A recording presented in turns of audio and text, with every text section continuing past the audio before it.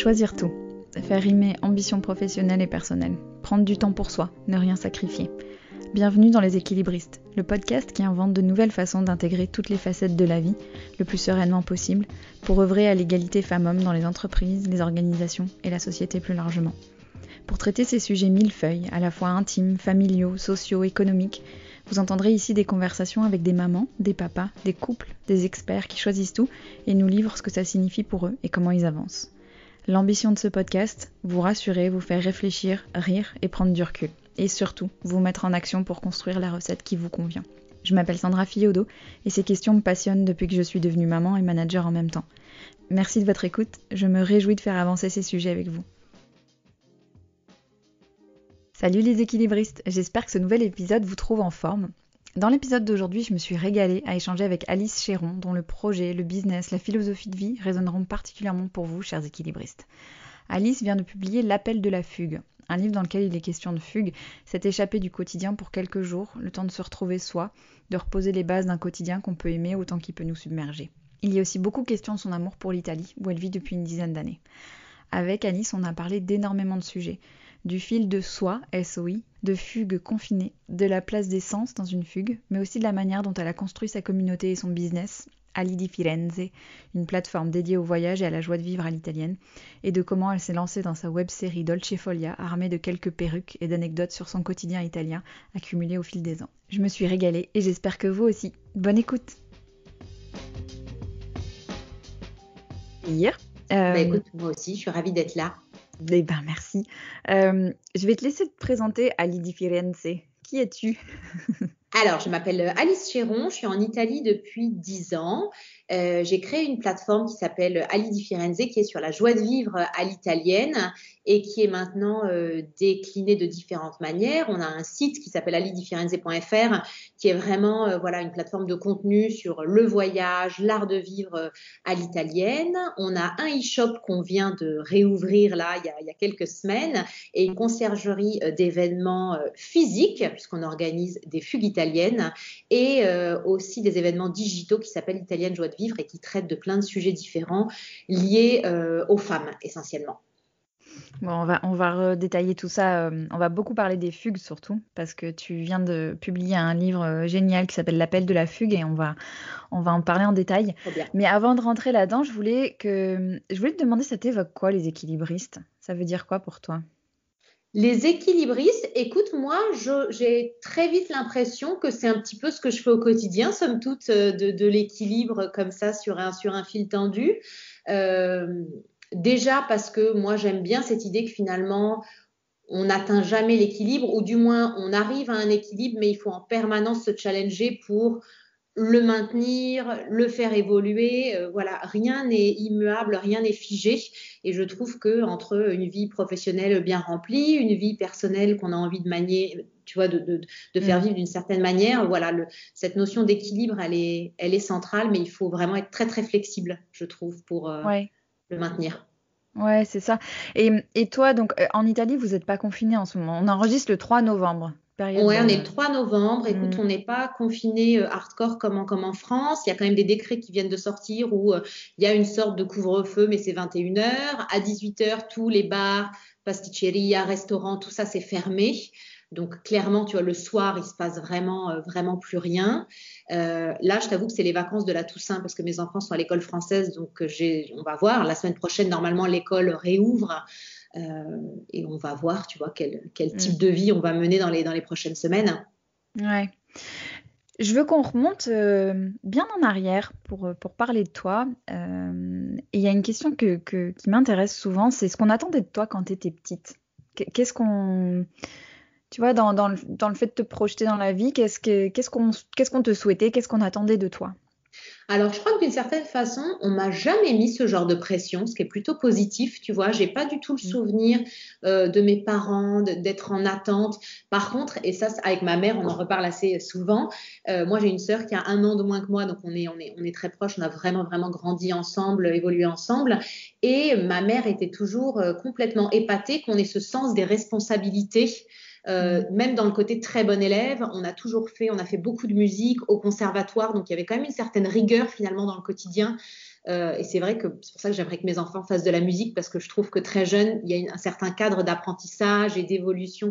La musique donne ça et je crois que la façon dont nos parents ont mis la musique dans notre vie nous a créé un cadre où avec ma sœur, on s'est très vite senti voilà, responsable de nos propres résultats. Et ma mère, elle n'avait pas besoin de nous, tu vois, de nous pusher, d'aller vérifier si on avait fait nos devoirs. Tout était fait de manière très consciencieuse. Ça, je me le rappelle très bien. Ah, c'est marrant. C'est marrant. Et est-ce que toi, est-ce qu'en grandissant, est-ce que dans tes dans tes années de jeune adulte et tout, tu te projetais dans la maternité? Est-ce que c'est quelque chose que tu réfléchis, enfin, tu vois, que tu pensais et tout, ou c'était pas tellement un sujet pour toi? Alors absolument si, puisque moi j'étais complètement obsédée par la maternité, mais de manière finalement toujours assez superficielle parce que c'est très difficile de réfléchir à la maternité sans être passé dans le rouleau compresseur qu'est la maternité. Ouais. Donc, je me rappelle, pour te donner un exemple complètement débile, mais en même temps, ça m'a vachement marqué, il y avait eu un espèce d'épisode sur TF1, une mauvaise série avec Corinne Touzé, où sa fille adolescente avait un enfant, tu vois, et elle avait Ah 14 oui. ans. Et ça m'avait marqué, mais je me rappelle, j'avais vraiment, vraiment cristallisé sur ce truc-là. Et puis, en grandissant, tu vois, avant d'avoir 20 ans et tout ça, j'avais vraiment envie d'avoir des enfants jeunes, tu vois. J'avais cette idée que 24 ans, c'était vraiment un super âge pour faire un premier enfant. Évidemment, ça ne s'est pas passé du tout, du tout comme ça. Euh, et puis la maternité, quand j'étais avec mon mari, les choses se sont fait finalement assez naturellement, rapidement. On n'a pas réfléchi pendant 100 ans, mais parce que je trouve que vraiment, avant de le vivre, j'étais pas du tout préparée à la maternité au final concrètement, mais je crois qu'avant de le vivre, c'est très compliqué de l'être d'une manière ou d'une autre, quoi. Ouais, je suis hyper d'accord avec toi. Mais je vois, tu vois, en discutant avec des jeunes femmes autour de moi, je vois à quel point elles se projettent dans la maternité et dans ce que ça va créer comme impact sur le reste de leur vie, chose que j'ai pas du tout faite, par exemple. Moi Et non où mes plus. copines ne le faisaient pas du tout non plus. Elles se disaient pas, mon Dieu, le boulot, le truc, elles se disaient, ah, je veux un enfant, je veux faire un enfant. Mm. Voilà. Ouais, toi, c'est pareil. Ah, moi, T'avais pas cet c'est espèce-là. Ouais. complètement comme ça. Et franchement, je m'en suis vraiment voulu, surtout après mon premier enfant qui a été vraiment une grosse baffe à ce niveau-là. Je m'en suis vraiment voulu d'avoir abordé le sujet finalement aussi superficiellement, de ne pas y avoir réfléchi. Et je me suis dit, parce que quand on ne comprend pas ce qui nous arrive, moi j'aime bien d'abord en vouloir aux autres qui sont autour de moi. Normal. Pourquoi est-ce que les gens autour de moi ne m'ont pas prévenu? J'ai quand même une sœur qui a eu, tu vois, des enfants voilà, un peu avant moi. J'ai une mère. Et jamais j'avais eu ces feedbacks. Oui, j'avais vu ma sœur fatiguée, mais j'ai pas eu de feedback très concret, tu vois, sur Ouais. ça va être vraiment compliqué, quoi. Alors, et justement, ça a été vraiment compliqué et les fugues sont nées de ça aussi. Euh, J'ai vraiment envie qu'on parle beaucoup de ton livre parce que je l'ai dévoré et le thème, il est pile poil pour les équilibristes. Enfin, c'est vraiment un sujet d'équilibriste. Donc, c'est l'appel de la fugue. C'est quoi, Alice, pour toi, une fugue? Qu'est-ce que ça représente? Alors pour moi, une fugue, c'est vraiment partir quelques jours avec cette idée de partir déjà pour mieux rentrer. Donc c'est pas une fuite, on n'a pas en horreur son quotidien. C'est juste qu'à un moment, il y a un besoin de s'extraire de tout ça pour pouvoir se poser, réfléchir, faire redescendre les tensions, tout ce qui tournoie dans notre tête quand on n'est pas bien et on a du mal à casser ce cercle très négatif. C'est faire redescendre cette pression-là pour faire remonter des émotions, avoir le temps de réfléchir et rentrer chez soi en étant un peu plus aligné avec ce qui nous anime vraiment, qui on a envie d'être individuellement de la vie de famille, des enfants qu'on aime et qu'on chérit. Et en fait, on rentre dans le quotidien. Le quotidien, lui, il n'a pas du tout changé. Mais nous, on est dans une posture qui, je trouve, est un petit peu plus sereine par rapport à tout ça. Et comme tu le dis justement, moi, la première fugue, elle est très, très liée à ma maternité, puisque donc Léoné, mon fils, est né au mois de mai. Et dans la semaine de mon accouchement, j'ai reçu un email d'une maison d'édition qui voulait que je signe un guide de voyage sur Venise. C'était le premier guide que je signais. Mon blog avait 2 petites années, donc pour moi, c'était quand même, tu vois, Mm. vraiment une super opportunité. J'ai dit oui, sauf que dans les faits, je ne pouvais pas travailler sur ce guide. J'avais un nourrisson. J'étais en Italie pieds et poings liés à la maternité, puisque clairement, on demande à une mère en Italie d'être dévouée vraiment corps et âme. Euh, et il y a eu un moment, voilà, j'ai créé cette échappée où je suis partie au mois d'août, 4 jours à Venise dans l'intention de saisir quelque chose de la lagune pour pouvoir la raconter dans mon guide, mais c'était surtout aussi une échappée pour moi. Et pendant 4 jours, je me suis complètement déconnectée de tout. J'ai eu du temps pour me réapproprier aussi mon corps, parce que moi, à chaque grossesse, je prends plus de 20 kilos. Mon corps est comme ça, il a besoin de devenir énorme. Donc, je finis dans des situations toujours pas possibles. Donc, c'était important pour moi aussi, tu vois, de retrouver un contact avec ce corps-là, de rencontrer des gens, de pas être obnubilée ni par moi, mes émotions ou celles de mon enfant. Enfin, voilà, quelque chose qui m'a vraiment régénérée profondément, et cette énergie-là, elle m'a tenue pendant des mois derrière. Ouais. Je rebondis sur quelque chose que tu viens de dire là. C'est cette notion de ce qu'on attend de la mère selon les cultures, parce que toi, t'es bien ancré dans la culture italienne et tout ça. Comment tu navigues entre les deux cultures? Il y a un moment dans ton livre, tu dis quelque chose de super intéressant sur l'arrivée de ton fils, et où tout le monde autour de toi, tu te dis, mais accepte de l'aide, accepte de l'aide, accepte de l'aide, et toi, tu te dis, mais non, moi je suis française, en France, on se fait pas aider, donc je me débrouille, quoi. Comment tu navigues entre ces deux cultures et les attentes autour de la mère pour te créer ton... Je crois qu'il a fallu vraiment, en fait, quand tu vis les choses, tu peux pas vivre et analyser les choses en même temps. Il faut à un Ouais, moment avoir du recul. Et puis là, c'est quand même des tsunamis d'émotions, de nouveautés. Tu peux pas processer ça sur le ouais. moment. Donc moi, je fais des mouvements qui sont assez contradictoires. C'est-à-dire, d'un côté, je me fonds complètement dans les désirs des autres quand moi-même je ne sais pas encore exactement ce dont j'ai besoin. De l'autre côté, je repousse en bloc d'autres choses. Donc, pour te la faire concrètement, à l'arrivée de mon premier enfant, donc moi, j'étais quand même à un moment professionnel où j'avais un CDI stable, très bien d'ailleurs en Italie. J'avais créé mon blog en parallèle et clairement, j'utilisais mon congé maternité pour passer la cinquième et faire plein de choses. Donc, j'étais avec une envie de faire, tu Ouais. vois, qui n'était pas possible, et de l'énergie, j'en ai à revendre.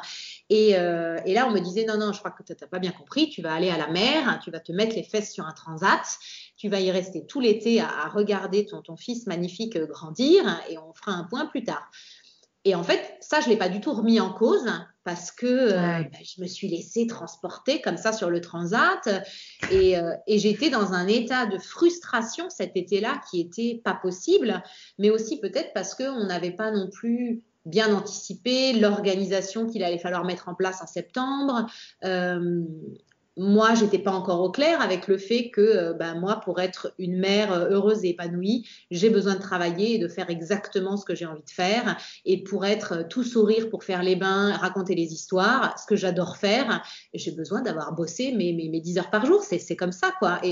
Et en fait, maintenant, j'assume complètement l'équilibre que j'ai envie d'avoir pour moi-même, mais à l'époque, pas du tout. Et tu parles de l'aide, et c'est super que tu en parles, parce que en fait, en Italie et dans ce monde finalement assez bourgeois, florentin dans lequel je suis, les gens sont aidés. Voilà, on a du staff. On a du staff, et moi j'ai une mère qui n'a pas travaillé, qui ne nous a pas élevés avec un staff. J'ai une sœur, en gros moi j'ai un modèle, ce que fait ma sœur je réplique, hein, je ne me pose pas plus de questions que ça. Mes amis autour de moi en France n'ont pas, voilà.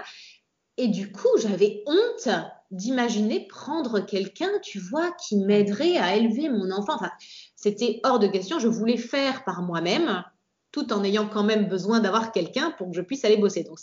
Donc en fait, ça a été des phases d'acceptation. J'ai eu un deuxième enfant finalement assez rapproché du premier, puisque Bianca, elle est née moins de 2 ans après. Et du coup, là, j'ai eu un petit peu plus d'aide pour la maison. Euh, mais c'était toujours pas au point, parce que je pouvais pas non plus travailler tout ce que je voulais travailler. Donc voilà, c'est vraiment des choses qui se sont fait au fur et à mesure. Maintenant, je suis à un niveau, tu vois, d'indépendance et d'équilibre où je ne pourrais plus retourner en arrière. Ouais. C'est-à-dire que là, mon mari, lui, est dans une phase de transition, donc il n'a pas de problème, il va chercher les enfants tous les soirs à l'école.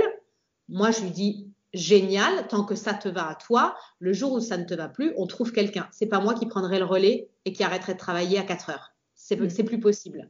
Mais maintenant, j'assume. Donc, c'est différent. C'est la grosse différence, c'est clair, c'est clair. Et il y a une expression, parce que dans tout ce que tu dis là, c'est la recherche de ce qui fait du sens pour soi, et j'adore ce que tu dis sur on peut pas vivre et analyser en même temps, c'est tellement vrai. Mais il y a une expression qui a tout au long de ton livre, qui est le fil de soi, Mm-hmm. SOI, que je trouve tellement joli. C'est quoi le fil de soi, Alice? Comment on le... Alors pour moi, le fil de soie, il se matérialise vraiment par un espèce de fil physique qui me relie à qui je suis, qui j'étais, surtout quand j'étais petite, tu vois, où j'ai beaucoup de choses que j'ai perdues un peu en cours de route, en grandissant, en me formatant vis-à-vis des autres, de la société, de ce que j'avais envie, de ce que j'imaginais vouloir comme type de carrière. Et j'ai vraiment perdu, tu vois, une espèce d'essence à un moment qui m'a un peu explosé au visage parce que le divorce, le fait de rester en Italie, tout ça, c'est dû au fait que je me suis rendu compte que j'avais perdu quelque chose d'essentiel et qu'il fallait y revenir de toute urgence. Euh, et pour moi, voilà, avoir ce divorce finalement assez jeune et pas du tout prévu, c'était un moyen de me raccrocher physiquement à quelque chose qui était lié profondément à qui j'avais envie d'être. Je ne savais pas comment j'allais revenir à cette personne, mais je savais que j'étais sur un chemin qui était absolument fondamental en fait. Ouais. Et que tu ensuite t'es donné les moyens de ne jamais perdre, en fait, c'est ça? Exactement. Et la fugue, Ouais. elle est revenue à chaque fois à ces moments-là, en fait. Dès que la maternité, les circonstances ont fait que je lâchais un peu du mou par rapport à ce fil. Et du coup, c'est pour ça que j'avais ce sentiment d'être perdue, de plus avoir de boussole. Euh, et la fugue me permet à chaque fois, parce que c'est une pause, parce que j'ai du temps pour réfléchir, et il faut se créer des moments de réflexion. Tac, je raccroche, tu vois, les wagons un peu comme ça. Alors, on fait l'interview là pendant notre deuxième et certainement, enfin, je vais pas parler de malheur, mais peut-être pas le dernier. Enfin bref, on va certainement devoir s'habituer à vivre un petit peu différemment dans les Ouais, années qui viennent. complètement. Comment on fait pour fuguer quand on est, quand on est confiné? Est-ce que la fugue, c'est un état d'esprit qu'on peut cultiver, tu vois? Est-ce qu'il y a un truc comme ça? Enfin, comment tu vois les choses par rapport à ça? Alors, je t'avoue que je ne vais pas pouvoir te donner de réponse définitive parce que moi-même, j'y Ouais, réfléchis évidemment, tu vois, avec tout ce qui se passe.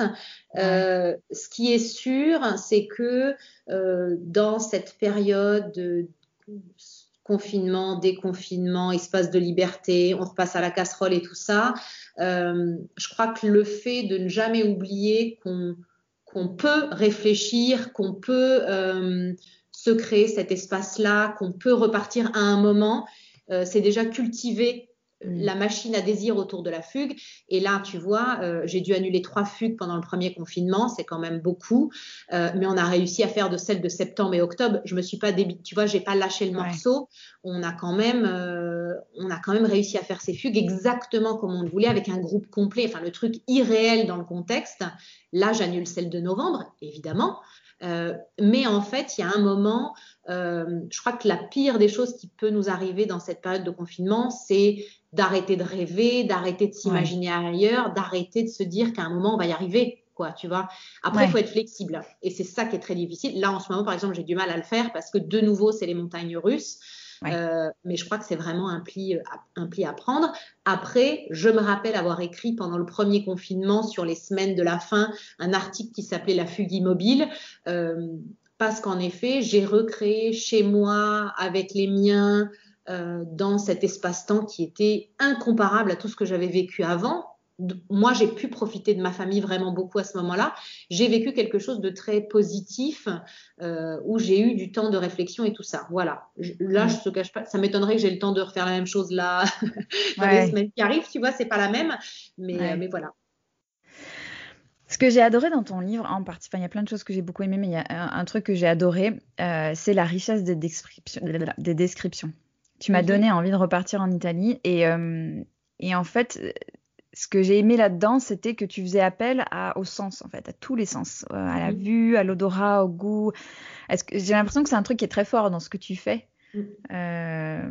Est-ce que tu peux nous parler un peu de ça, de cette Ouais, mais importance-là? ça me fait vraiment plaisir que tu l'aies vu et ressenti comme ça, parce qu'en effet, pour moi, c'est fondamental dans la fugue d'aller réactiver tout ça. Et d'ailleurs, quand on construit des fugues italiennes pour un groupe, en fait, on sait que si on fait travailler tous les sens, si on va chercher la beauté, si on va chercher des moments italiens où les valeurs d'une vie italienne sont vraiment, tu vois, perceptibles, on les comprend, on les ressent par tous les pores de la peau, c'est là qu'il se passe quelque chose. Moi, je ne Mm. sais pas ce qui va se passer pour qui, mais je suis sûre qu'en activant tout ça, il y a un moment, il y a des déclics. Et tu vois, parfois, ça vient d'un atelier avec un artisan. Parfois, ça vient d'un décor qui t'arrache une larme tellement c'est beau. Parfois, c'est un plat de pâtes où juste tu as envie de mettre ta tête dedans, tu vois. Enfin, Mm. et, et je crois que, oui, réactiver cette attention au sens, c'est vivre aussi vraiment on parle de pleine conscience, mais Ouais. avec ou sans ce mot, finalement, l'idée, c'est d'être, de savourer vraiment ce qui fait le moment, sans être en train de le prendre en photo pour Instagram ou sans être en train de s'imaginer le raconter à quelqu'un d'autre en rentrant. La fugue, c'est que pour toi. Donc, si tu profites pas du moment à 100%, ça sert à rien, quoi. Ouais. Et ça, c'est un truc aussi qui, moi, me pose beaucoup de questions. C'est le fait d'être dans le réel, tu vois. Les business, de plus en plus, doivent se construire avec les réseaux sociaux, qui sont quand Mhm. même l'antithèse, bien souvent, de l'instant présent et tout. Comment tu navigues, toi, là-dedans? C'est vraiment une question qui n'est pas prévue, mais tu me parles d'Instagram et c'est un truc, une question que je me pose. Comment on fait pour être à la fois vraiment dans sa vie et Ouais. en même temps, faire ce qu'il y a à faire parce qu'il y a une communauté à animer, à créer, etc. Exactement. Ouais. Mm. Alors déjà, c'est très juste de dire faire ce qu'il y a à faire, c'est-à-dire qu'à un moment, il faut respecter la performance et l'utilité de l'outil qui est absolument extraordinaire. Ouais. C'est-à-dire que moi, quand je discute avec des gens qui me racontent qu'ils détestent Instagram et qui refusent de l'utiliser pour leur nouveau business, je sais pas quoi leur dire, quoi. Je sais pas quoi leur dire parce que je trouve ça, c'est tellement se passer d'un outil de contact, de test gratuit, formidable que voilà, je trouve ça, voilà. Après, je trouve qu'il y a beaucoup de paramètres à calibrer pour en faire un outil qui ne nous pourrit pas la vie, hein, clairement. Ouais. Pour moi, c'est là où je m'arrête dans le personnel, tu vois. Ouais. Et là, c'était super intéressant. Je dérive un peu, mais la semaine dernière, j'ai fait des calls avec des lectrices parce que j'avais un doute sur un truc. Donc, j'ai fait 10 Ouais. lectrices, tu vois, et j'ai passé mon vendredi au téléphone. Et en fait, il y en a une qui m'a dit ce que j'avais vraiment besoin d'entendre, c'est qu'elle sentait où était mon degré de pudeur et que ça lui Ah ouais. plaisait, tu vois. Et en fait, qu'elle ait dit ce mot pudeur, c'était vraiment le mot qu'il fallait que j'entende. Donc, elle Mm. avait bien compris le truc. Donc, moi, je donne beaucoup, mais je maîtrise ce que je donne. Ouais. Donc, évidemment, pendant le confinement, on a vu beaucoup mes enfants. J'étais là, je vivais avec eux, tu vois, je vivais ce que j'étais en train de vivre. Donc voilà, Ouais. les enfants sont retournés à l'école. On voit pas mes enfants tous les jours sur Instagram. Enfin, donc il y a quand même cette spontanéité. Si j'ai envie, je fais. Si j'ai pas envie, jamais je me force. Ouais. Euh, voilà, il y a des choses. Je fais pas des home tours structurés sur YouTube. Tu vois, pour moi, ça n'a aucun intérêt. Oui. On me le demande, mais je le ferai pas. C'est pas ce Ah, que on te j'ai le envie de demande? faire. Ouais. Ouais, mais je trouve que je pose déjà suffisamment de photos, donc voilà, Ouais. ça s'arrête là. Et puis après, pour moi, ça a été un outil qui est passé d'un truc très très difficile à manager, surtout les Mhm. premières années, parce que finalement, alors on a peut-être du mal à se le dire maintenant, mais le blog, le site, il a 7 ans, et pendant 5 ans, moi, j'existais pas dans le site, j'étais pas là dedans, j'étais cachée derrière les Mm. photos de café, derrière les reportages, Mm. derrière. Et j'ai mis beaucoup, beaucoup de temps à m'intégrer dans mes propres histoires. Et Mhm. ça, c'est arrivé grâce à Instagram Stories. Ah Donc, ouais. le feed avait ce côté très lisse et un peu chiant. Mais dans les stories, moi, je pouvais être complètement spontanée. Je venais d'avoir mon deuxième enfant, donc je racontais n'importe quoi toute la journée avec elle à côté, juste parce que j'étais enfermée chez moi. Et en fait, ma communauté, elle a grandi à ce moment-là. Et Ouais. ensuite, il y a eu la web série qui a fidélisé très, Mm. très, très, très fort quelque chose. Et en fait, c'est ça qui est assez incroyable, c'est que la web série, qui est plutôt humoristique, a créé de la confiance. Et Mm. cette confiance, c'est ce qui m'a permis de vendre immédiatement les fugues à chaque fois à la sortie. C'est-à-dire que Ouais. quand j'ai lancé le concept, je ne savais pas, moi, si ça allait marcher, si quoi, si comment.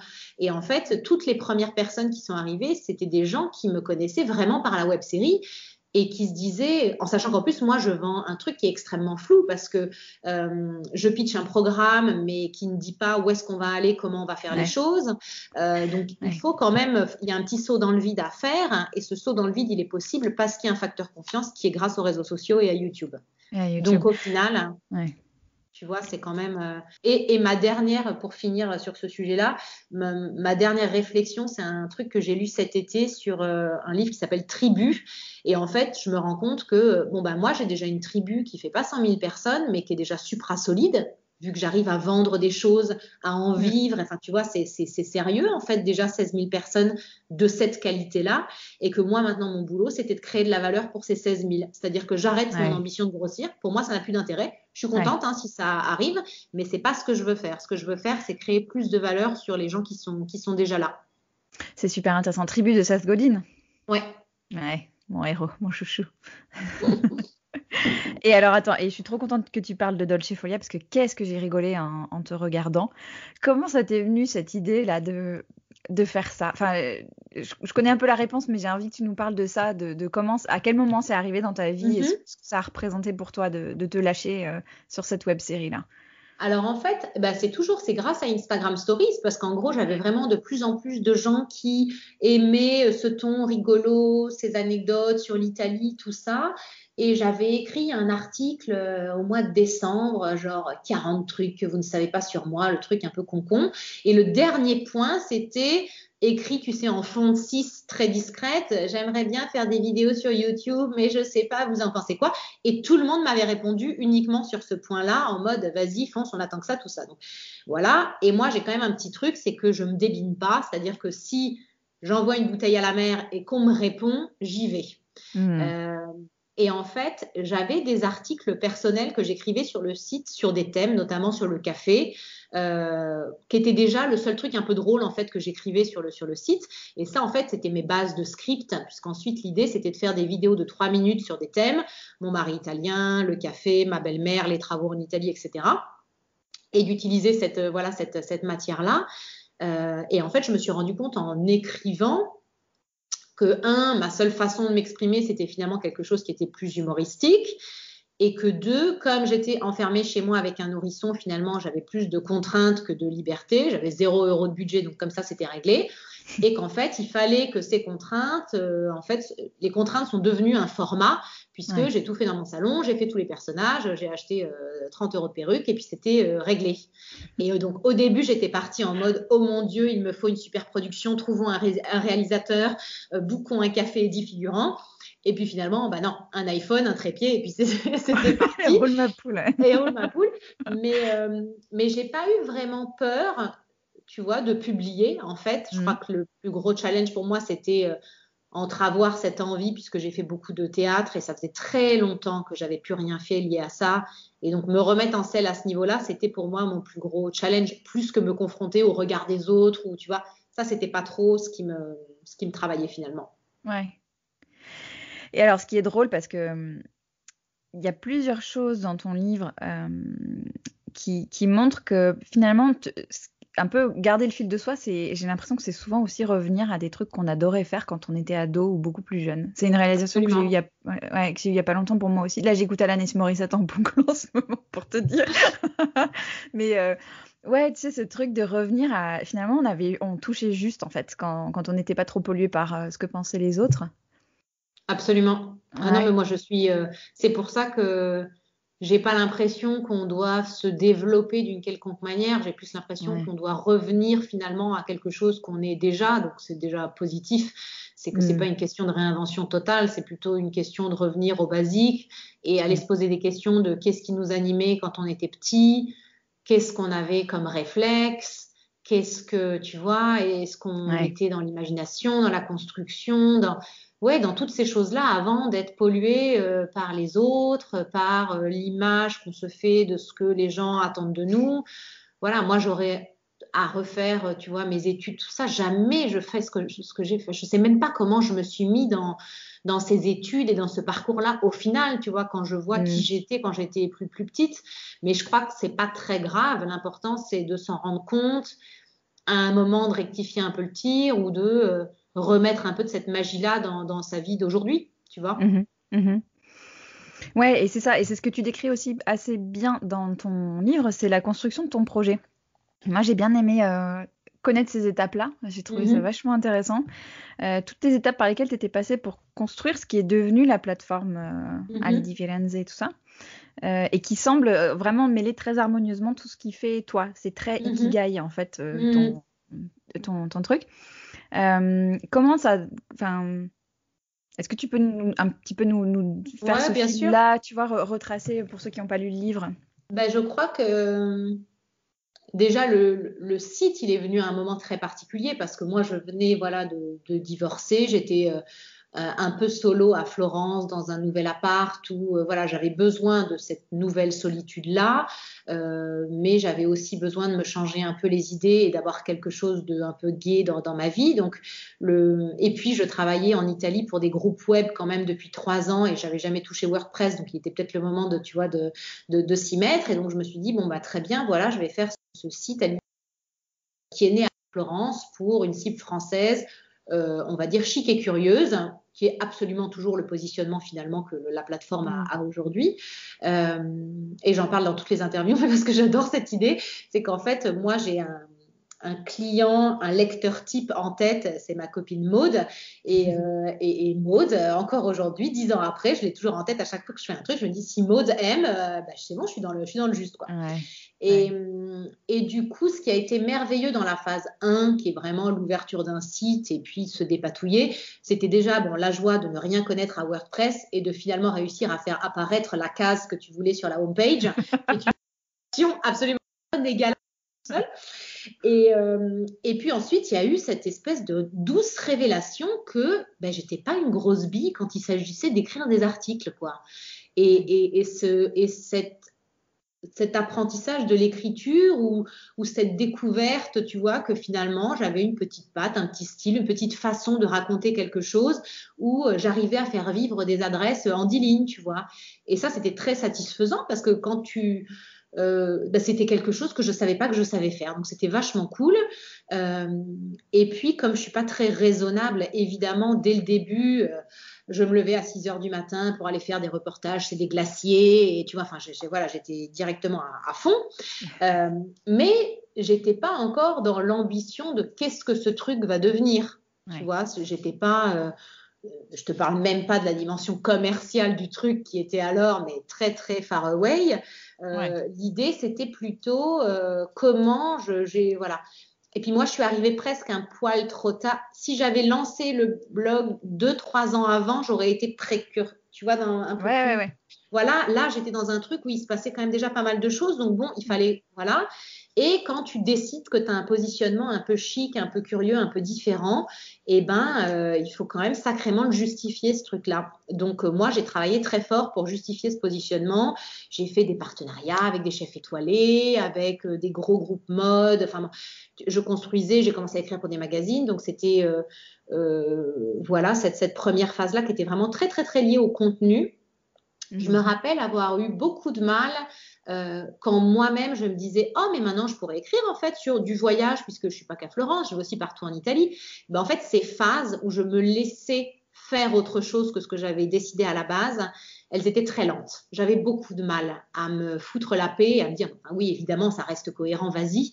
Tu vois, il y avait quand même voilà. Donc quand il a fallu passer à l'art de vivre, ça m'a pris encore je sais pas, tu vois voilà. Mais bon, ça grossissait et moi, j'ai besoin, parce qu'à la base, je suis des métiers de la communication, que les choses soient très cohérentes, très logiques, il faut que l'univers, tu vois, ça peut pas partir dans tous les sens, quoi. Et puis, l'évolution les années d'après, ça a été finalement des choses assez organiques parce que c'est ma communauté où c'était les opportunités qui arrivaient et c'était toujours très lié au fait que j'avais ce site qui faisait que du contenu gratuit, mais qui apparemment faisait du bon boulot. Donc, j'ai eu un petit shop avec beaucoup de produits personnalisés, avec des artisans un peu haut de gamme de l'Oltre Arnaud à Florence. J'ai organisé des demandes en mariage pour des Français dans des lieux très chics. J'ai commencé à écrire, donc j'ai eu mes guides et ensuite je suis rentrée chez Gallimard, donc j'écris encore aujourd'hui pour leur guide de voyage sur l'Italie. Donc, il y a eu une petite crédibilité, en fait, qui s'est construite. Et puis, le réseau se pose. Et puis, voilà, les choses avancent. Et puis, ensuite, il y a cette espèce de trou noir où, finalement, j'étais pas suffisamment en confiance pour tout lâcher et me lancer là-dedans. Parce que je savais pas... Il me manquait une mission, il me manquait une vision. Il manquait vraiment quelque chose pour moi. Donc, il y a eu vraiment 2 ans, vraiment caca, où, en gros, j'avais lâché quand même mon CDI pour faussement faire semblant que j'allais me consacrer à ma plateforme, mais je voulais mon indépendance financière, donc en fait, je passais mon temps à aller faire des missions de freelance pour d'autres trucs. Donc, j'étais pas vraiment à fond. Et ce qui a tout changé, c'est qu'un jour, j'ai un collaborateur qui m'est tombé comme ça dans le bec, tout cru, Guillaume, qui m'a envoyé un message parce qu'il était à Florence, il avait vu mon site. Et en fait, on a pris un café. Et moi, j'étais là, mais qu'est-ce que tu veux, quoi? Enfin, de quoi tu parles? Et en fait, le mec déroulait son CV. Je comprenais pas pourquoi il déroulait son CV, quoi. Et en fait, il a un peu forcé le destin et 2 mois après, il est arrivé avec le pick-up, il a mis le scooter, il avait un appartement, il avait ramené ses chaussures et en fait, il s'est installé à Florence, quoi. C'est Et donc, je me dingue. suis retrouvée avec un collaborateur à côté de moi dans la salle de jeu des enfants. Et donc là, en fait, tu te dis, bon, ben là, va falloir y aller, quoi. Et tu te rends compte qu'à partir déjà du moment où tu discutes avec quelqu'un d'autre, en fait, tu es bien plus avancé que ce que tu penses. Parce Ouais. que j'avais déjà une vision et j'avais déjà une façon de faire. Qu'en fait, du jour au lendemain, on avait déjà du travail pour 2, full time. Ouais. Donc, il se passait quand même quelque chose. Et là, ça a été un peu l'enchaînement enchanté, puisque en fait, quand Guillaume est arrivé, il est arrivé, si je ne m'abuse, en novembre. Et moi, j'avais fait ma deuxième fugue à Venise, qui est celle dont j'avais parlé en fait sur mon site, et donc j'avais Ouais. déjà eu beaucoup de feedback. Et c'est à ce moment-là que j'ai eu l'idée des fugues italiennes. Et la première, on l'a lancée en avril de l'année d'après. Et du coup, c'est à ce moment-là que les choses se sont vraiment mis en action. Et finalement, moi, c'est ça qui me manquait. C'était à un moment toucher du doigt quelque chose où je serais fondamentalement utile. Et ce sens de l'utilité pour les femmes, c'était quelque chose qui me trottait dans la tête depuis la naissance de ma fille, où j'avais envie de faire quelque chose bien à moi, mais qui aille dans ce sens-là. C'était sympa l'e-shop, c'était sympa les événements, mais j'étais pas vraiment exactement là où j'avais envie d'être. Et en fait, les fugues, ça a donné ce sens-là. C'est pas pour autant qu'on a arrêté d'avoir une plateforme où on parle de voyage et d'art de vivre. C'est pas pour autant qu'on a arrêté d'avoir un e-shop, mais en fait, on a tout remanié pour que tout fasse sens. D'un côté, avec l'Italienne Joie de Vivre, qui est vraiment la mission par rapport à l'Italie, et de l'autre côté, par rapport aux fugues italiennes, qui est cette idée voilà, de fuguer, de trouver du temps pour soi, pour se retrouver et pour finalement continuer à avancer sur son propre chemin. Elle est fabuleuse cette histoire. Je pense qu'elle... Non mais c'est vrai, elle est géniale parce que c'est... tu sais, on parle tout le temps aux gens qui se lancent dans des projets d'alignement des planètes quand tu es sur la bonne voie et des trucs qui... Tu vois, des choses qui finalement s'imbriquent et font du sens. Et c'est tout ce que tu racontes. Et je voudrais bien qu'on parle un petit peu de ce texte que tu as publié et qui a été, j'ai l'impression, un sacré élément déclencheur. Donc c'est un texte que tu as publié à ton retour de fugue. T'as Non, donné un c'est un petit... texte que j'ai publié. En fait, j'ai publié un article avant de partir qui Ouais, s'intitulait La fugue. C'est la première fois que d'accord. j'utilisais ce mot-là. Et Ouais. qui en fait expliquait, puisque là, le site, on est en 2018, donc le site, il avait déjà 5 ans. Il y avait quand même de la visibilité grâce à la web série. Donc, j'avais quand même des gens qui me suivaient. Et voilà, j'ai eu envie de dire que je partais, pourquoi j'avais besoin de partir, pourquoi je savais que tout allait bien, mais que j'étais quand même mal et qu'il fallait quand même que je fasse quelque chose, pour dire que j'avais déjà fugué quelques années avant et que ça avait produit ce que ça avait produit et que j'avais envie de retrouver tout ça. Et en fait, ce qui a été merveilleux dans cet article, c'est que, à aucun moment j'ai été jugée. Personne n'a jugé ma situation. Et en fait, et ça, je m'en suis rendu compte à partir de ce moment-là, moi, j'ai une petite tendance à vouloir éviter l'égocentrisme, c'est-à-dire parler de moi pour parler de moi.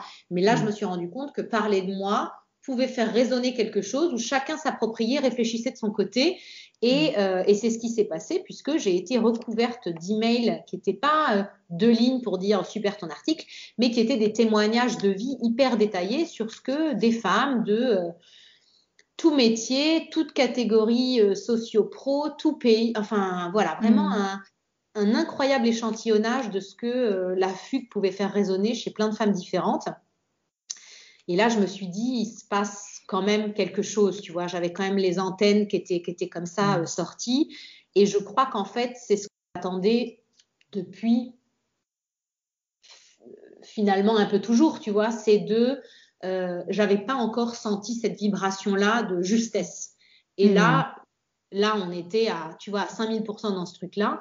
Et du coup, donc, je suis partie dans ma fugue, voilà, avec cet article qui a vécu pendant que j'étais là-bas, avec des commentaires, avec des emails. Et quand je suis rentrée de fugue, j'ai réécrit un autre article qui s'appelait Des mots sur des mots et qui, voilà, disait qu'est-ce que j'avais fait pendant la fugue, qu'est-ce qui m'avait fait du bien. Et où j'encourageais finalement toutes les femmes qui m'avaient écrit à fuguer de leur côté et à se lancer, quoi. Et derrière, le travail des fugues italiennes, tu vois, a fait son petit chemin. C'est super. C'est vraiment beau. Et ce que tu dis sur le fait que cette appréhension de parler de soi en se disant mais ça va être soit impudique, soit mais qu'est-ce que les gens en ont bien à faire de ce que je peux raconter de moi. Ce truc que ça résonne en fait et que ça permet aux gens de mettre des mots dessus, c'est vachement fort. Ma dernière interview avant de publier la tienne, c'était celle d'une femme américaine qui s'appelle Etienne Fang et qui a fait un projet photographique et puis d'interview de femmes à travers le monde en leur posant la question de ce que signifiait pour elles having it all. Tu sais, cette expression anglaise qui veut dire tout choisir en fait. Ça veut dire quoi pour toi, tout choisir? Tout choisir... Donc, having it all, tu veux dire vraiment l'expression anglaise, Ouais, qu'est-ce qu'elle peut signifier? Je crois que d'une certaine manière, c'est réussir à vraiment m'approprier très personnellement chaque un peu notion de la vie du quotidien, que ça soit, voilà, qu'est-ce que moi profondément je demande à mon travail, qu'est-ce qui me satisfait, qu'est-ce qui me rend fière. Pour ma vie de femme mariée et de mère, qu'est-ce que j'ai envie de transmettre à mes enfants, qu'est-ce qui fait vraiment sens, qu'est-ce qui est important pour moi. Et c'est en fait arrêter de me faire influencer par ce qui est important pour des Instagrammeuses, si tu veux, ou un reportage à la télé. Et c'est, encore une fois, c'est réfléchir à ce que tout ça représente pour moi et imbriquer tout ça le plus harmonieusement possible, sans absolument me comparer aux autres types d'équilibres qui peuvent exister, quoi. Ouais. Et tu viens de prononcer un mot sur lequel on va terminer, mais c'est de savoir de quoi tu es fière, toi, Alice. De quoi je suis fière? Je crois que je suis fière de ne pas vouloir autre chose que ce que j'ai aujourd'hui, en fait. Tu vois, être arrivée finalement à la sueur de mon petit front, étape après étape. Il y a eu des trucs moins rigolos, mais enfin, globalement, c'est quand même un gros kiff global, tu vois, on va pas se le cacher. C'est avoir fait des choix qui, à un moment, étaient peut-être pas forcément les choix les plus évidents, mais où j'ai écouté une espèce de vérité qui n'avait pas vraiment l'air de plaire aux autres, mais qui, moi, me semblait fondamentalement être quand même un truc important, et faire que c'est cette addition de choix-là qu'on ressent à l'intérieur, mais où on ne sait pas où ils vont nous porter, mais qui nous portent quand même à un endroit finalement de vérité. Moi, j'ai l'impression d'être exactement où je devais être. Super. Eh ben, écoute, où est-ce qu'on peut donc te trouver toutes les infos sur tes fugues pour le jour où on pourra refuguer avec toi? Ça, c'est sur mon site alidiffirenze.fr. Il y a une rubrique qui s'appelle La Fugue avec le calendrier. Il faut m'envoyer toujours un mail à ciao@alidiffirenze.fr parce que moi, j'aime bien faire que du one-to-one avec toutes les femmes qui ont envie de fuguer. Donc, il n'y a pas de, comment dire, tu sais, de forme de contact ou d'achat en ligne. Ça se fait vraiment via une rencontre, entre guillemets, avec moi. Sur les réseaux sociaux, où on est extrêmement actif. Et encore plus, là, on va se remettre à faire plein de recettes et tout ça pour donner un petit peu de joie dans ce quotidien un peu compliqué. Et puis sur YouTube, la web-série Ali di Firenze, la web-série s'appelle Dolce Folia, la folie douce. Ouais, je vous la recommande. On a besoin de rire en ce moment et ça marche bien. Merci beaucoup, Alice. C'était super chouette d'échanger avec toi. Et puis Merci très bientôt. Infiniment. À très bientôt. À très bientôt. Merci à Alice pour son partage chaleureux et transparent, tout ce qu'on aime. Et merci à vous pour votre écoute. Si vous découvrez le podcast, bienvenue. Vous avez 35 autres épisodes à découvrir qui traitent de l'intégration pro-perso sous toutes ses coutures. Si vous avez aimé cet épisode et si vous aimez les équilibristes, vous pouvez m'aider à le faire connaître au plus grand nombre en envoyant l'épisode à un ou une amie, en le partageant sur vos réseaux sociaux et en laissant une note et un commentaire sur Apple Podcast. Tout ça m'aide beaucoup. Ça prend vraiment quelques instants et ça fait une différence. Alors d'avance, je vous dis merci. Rendez-vous dans 15 jours pour le prochain épisode et d'ici là, portez-vous bien.